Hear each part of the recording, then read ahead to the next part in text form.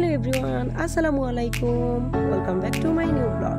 আশা করি সবাই ভালো আছেন, আমরাও আলহামদুলিল্লাহ আবারও চলে আসলাম দিয়া আলম ব্লগের নতুন আরও একটি ভিডিও নিয়ে কাছে এবং দেশের বাহিরে থেকে যে যেখান থেকে আমার এই ভিডিওটি দেখছেন কিংবা পরবর্তীতে দেখবেন সবাইকে জানাই অনেক অনেক ভালো। আবার এই ভিডিওটি আমি শুরু করছি। গতদিন আপনাদের সাথে শেয়ার করেছিলাম কচুরলতি নিয়ে আসা হয়েছিল, চিংড়ি মাছ নিয়ে আসা হয়েছিল। তো এগুলো ক্লিন করতে তো সময় লাগবে, যেহেতু অনেকটাই ছিল কচুরলতি। তো সেই জন্য কালকে সবাইকে নিয়ে কেটে কেটে রেখেছি এগুলোকে। তো আজকে এগুলো রান্না করছি আর সেটা আপনাদের সাথে শেয়ার করছি। দেখুন, এখানে নিয়েছি আমি শীতলের শুটকি, তারপরে 2টা নাগামরিচ, পেঁয়াজ, রসুন, ছোটো ছোটো 2টা পেঁয়াজ আর 5 কোয়া রসুন নিয়েছি, আর এই হচ্ছে কচুরলতি। যেহেতু অনেকটাই ছিল কচুরলতি, সেই জন্য অল্প পরিমাণে রেখে দিয়েছি, নদীর খাওয়া যাবে সেই জন্য ডিপ ফ্রিজে রেখে দেবো। আর এখানে হচ্ছে আমি একটা মরিচ দিয়েছি, 2টা মরিচ আমি দিয়ে দেবো, একটা কাঁচা মরিচ আর রসুন, পেঁয়াজ, শুটকিগুলো আমি ব্লেন্ড করে নেব।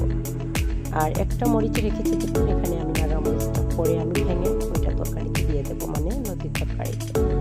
তো এবার এগুলো ব্লেন্ড করে নিয়ে আসলাম। দেখুন পেস্টটা হয়ে গেছে আমার। তো এবার আমি চুলায় পাতিল বসিয়ে দিয়েছি। পাতিলে কীভাবে আমি রান্না করি কচুরলতি দেখুন, এইভাবে রান্না করলে খুবই স্বাদ হয় এবং একটা লতিও ভাঙবে না, আস্তে আস্তে থাকবে। দেখতে থাকুন কীভাবে আমি কচুরলতি রান্না করি। আর আপনারা কে কীরকম রান্না করেন অবশ্যই বলবেন। তো আমি শীতলের শুটকি দিয়ে রান্না করি, এইরকম। বিশেষ করে আমাদের সিলেটি মানুষরা এরকম কচুরলতিটা শুটকি দিয়ে খেতে পছন্দ করে।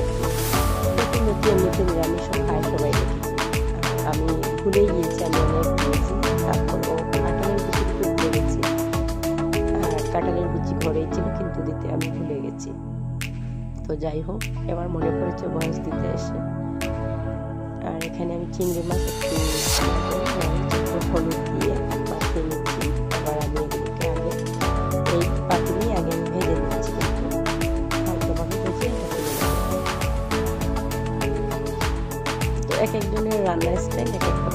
আমি কিন্তু এইভাবেই রান্না করি কচুরলতিটা। আপনারা রান্না করেন অবশ্যই কমেন্ট করে জানাবেন।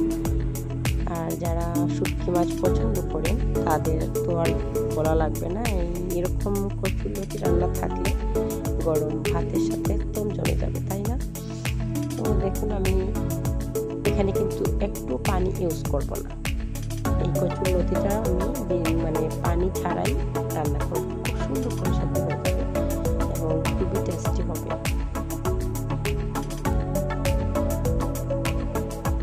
এবার আমি চিংড়ি মাছগুলো তুলে নিচ্ছি, ভাজা হয়ে গেছে। আমি বেশি সময় ভাজিনি, কিন্তু হালকা ভেজে তারপর তুলে নিচ্ছি।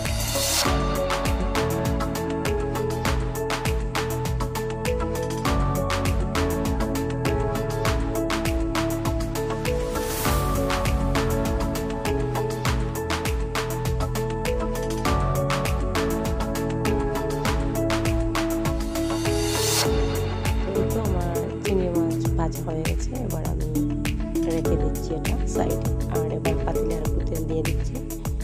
তো সামান্য পরিমাণে একটু তেল দিয়ে দিলাম। এবার ব্লেন্ড করে রাখা যে মশলাটা পেস্ট করে রেখেছি, শুটকি তারপরে পেঁয়াজ রসুন, এই পেস্টটা আমি এবার এখানে দিয়ে দেব। তো এই পেস্ট দেওয়ার সাথে সাথে এত সুন্দর একটি ফ্লেভার এসেছিল, কি বলবো। যেহেতু এটার মধ্যে নাগামরিচ, কাঁচামরিচ, তারপর পেঁয়াজ রসুন, শুটকি আর পেস্টটা যখনই আমি দিলাম খুবই সুন্দর একটা গ্রাম বের হয়েছিল। এবার আমি একটা লবণ দিয়ে দিলাম পরিমাণ মতো। এবার এই যে ব্লেন্ডার জার, এটা একটু ধুয়ে আমি সামান্য একটু পানি দেবো। ব্লেন্ডার জার ধুয়ে পানি দেবো, সেই পানিটা আবার একদম শুকিয়ে নেব। সেই পানিটা একদম শুকিয়ে নেব। মশলাটা শুকিয়ে আসলে তখনই আমি কচুরলতিটা এখানে দিয়ে দেবো।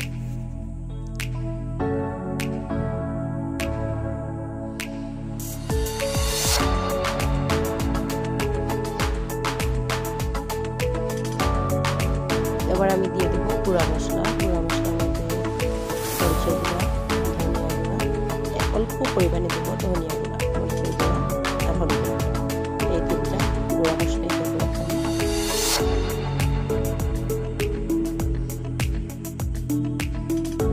এবার দিয়ে দিলাম ধনিয়া গুঁড়া।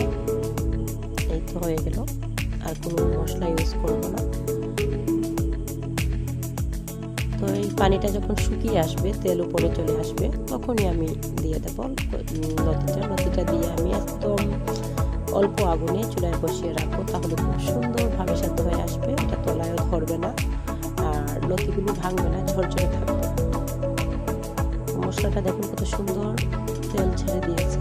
এবার আমি নাগামরিচ দিয়ে রেখেছিলাম যেটা, ওইটা আমি দিয়ে দেবো, তাহলে ফ্লেভারটা একটু ভালো আসবে। কিন্তু এই নাগামরিচটা দুইটা নাগামরিচ দিয়েছি, কিন্তু একটু ঝাল হয়ে ঝাল ছিল।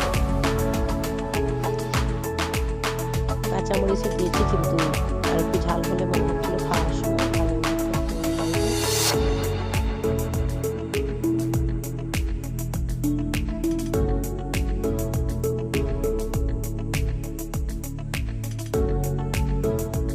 এবার আমি এই যে মরিচটা ভেঙে দিচ্ছি ফ্লেভারটা ভালো আসার জন্য। একটা তো ব্লেন্ড করে দিয়েছি আর একটা আস্ত দিয়ে দিলাম।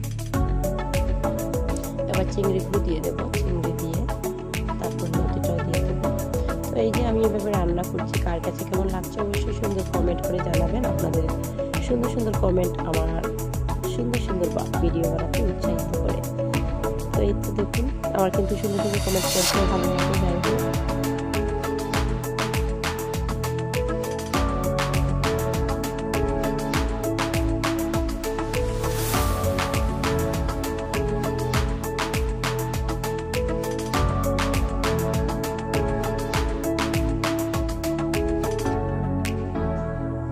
এবার আমি ভালো করে মিক্স করে নিয়েছি লতিটা দিয়ে। তো আমার আজকের লতি রান্নাটা কেমন হয়েছে জানাবেন, আর আপনারা কে কিরকম রান্না করেন সেটাও কমেন্ট করে জানাবেন।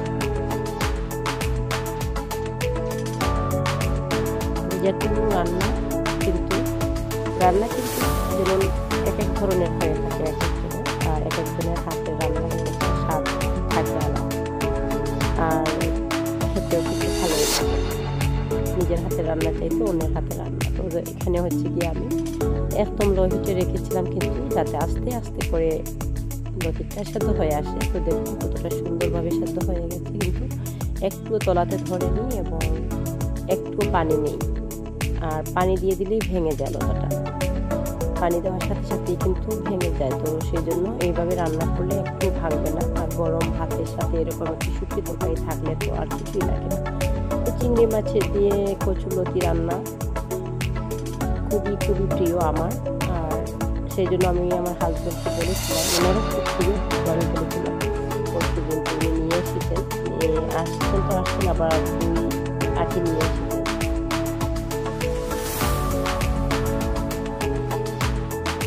তো বেশি হয়ে গেছে 2 আটি, সেই জন্য আমি কিছুটা রেখে দিয়েছি, অর্ধেক নয়, বেশিরভাগ এখানে রান্না করেছি, কারণ ক্লিন করে যে দিয়েছে তাকে একটু দেবো। তো সেই জন্য একটু বেশিরভাগগুলো রান্না করে নিয়েছি, আর অল্প করে রেখে দিয়েছি, আরও একদিন রান্না করলে হয়ে যাবে। তো আরও কিছু সময় এটাকে আমি চুলায় ছিল, এটাকে উল্টে পাল্টে দেখে দিচ্ছি যে কীরকম হচ্ছে। তার মধ্যে আমি ধনিয়া পাতা কেটে দিয়েছি, ফ্লেভারটা ভালো আসবে। কিন্তু আমি বিশেষ করে শুটকি রান্না করলেও ধনিয়া পাতা দিই, যেমন শুটকি শিরা রান্না করলেও আমার কাছে ভালো লাগে, লাস্টে দেখে একটু ধনিয়া পাতা দিই। তো দেখতেই পারলেন খুব সুন্দরভাবে ঝটপট করে আমি কীভাবে কচুরলতি রান্না করি। আপনারা অবশ্যই জানাবেন কেমন হয়েছিল আজকে কচুরলতির রেসিপিটা। সবাই ভালো থাকবেন, সুস্থ থাকবেন এবং সবসময় সবাই দিয়া আলম ব্লগের সাথেই থাকবেন। দিয়া আলম ব্লগও সবার সাথে আছে এবং থাকবে ইনশাআল্লাহ। নেক্সট আরও একটি নতুন ভিডিও দেখার আমন্ত্রণ জানিয়ে আজকের ভিডিওটি আমি এখানে এন্ড করলাম। সেই পর্যন্ত সবাই ভালো থাকবেন, সুস্থ থাকবেন এবং নিরাপদে থাকবেন। আল্লাহ হাফেজ, আসসালামু আলাইকুম।